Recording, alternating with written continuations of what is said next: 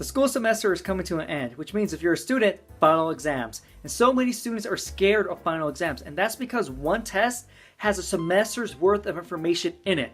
And depending on your grade level, that test can represent 10% of your grade, 20%, 30%, even 50% of your grade. So you can see why students are scared of it. And so I'm going to give you some tips on how to prepare for it. And it has nothing to do with memory techniques. All I'm going to teach you and show you is about reviewing and how you should be studying. Okay? So you should probably study 2 weeks ahead of time. So let me just write that down to make sure. So 2 weeks ahead.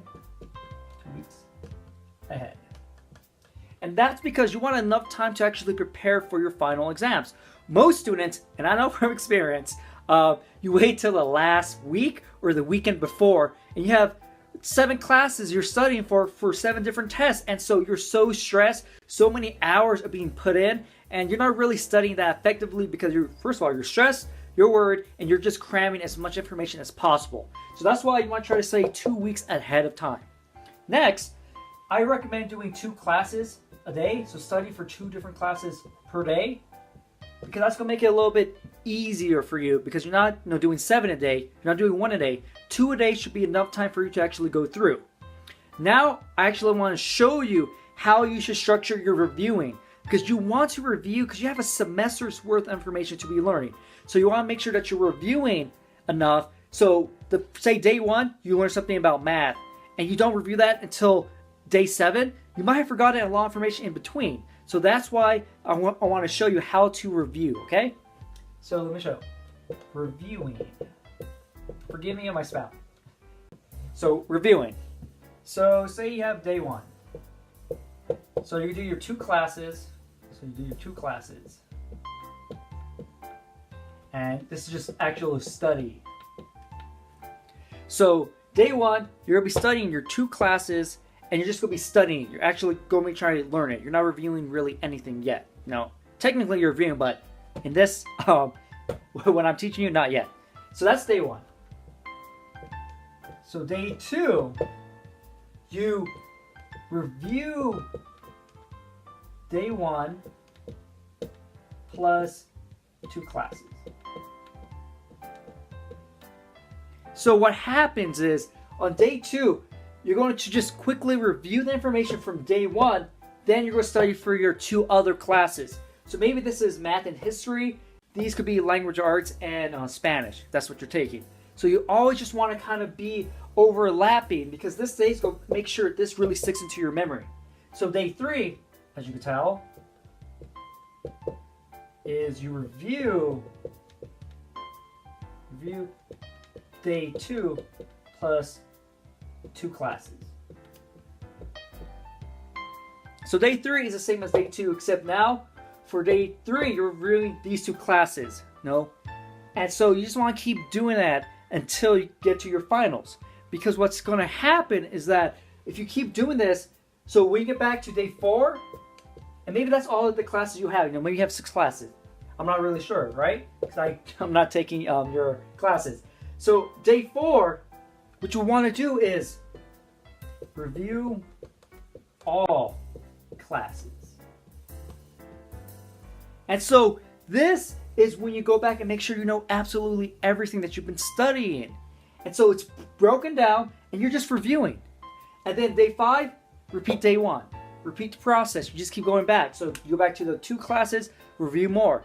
And so this way, you're not overwhelming yourself with information to remember. You're actually taking, breaking down to baby steps and tackling 1 or 2 classes at a time, depending on how full your schedule is. And if you do this, and by the time you get to your actual finals, it's going to be a million times easier. You're not going to have to rush the weekend before or the day before, do an all-nighter. No, because you've been breaking it down and reviewing systematically, it's going to be a lot easier. And I wish I did this when I was in school, because I just used to cram. It was absolutely horrible, because you just get stressed and you're just like, man, I don't know if I'm learning anything or if I can remember anything. And so when you do this reviewing, it makes it a little bit easier to break up the studying than having 1 or 2 days, just hours upon hours studying.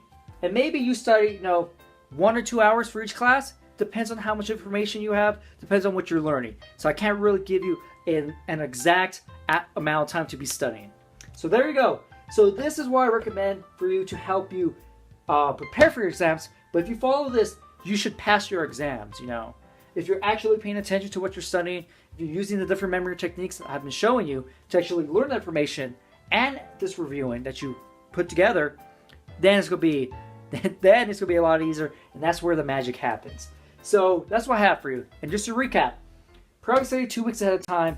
Maybe you don't have that much time now, so just study right now. Get to it right away. 2 classes per day. So now, depending on how many classes, you kind of want to adjust that for you. And then when it comes to reviewing, day 1, just review 2 classes. Okay?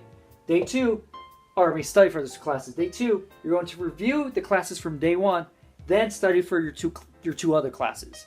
And then day 3, it's the same thing, except you'll be reviewing day 2 material, and so on.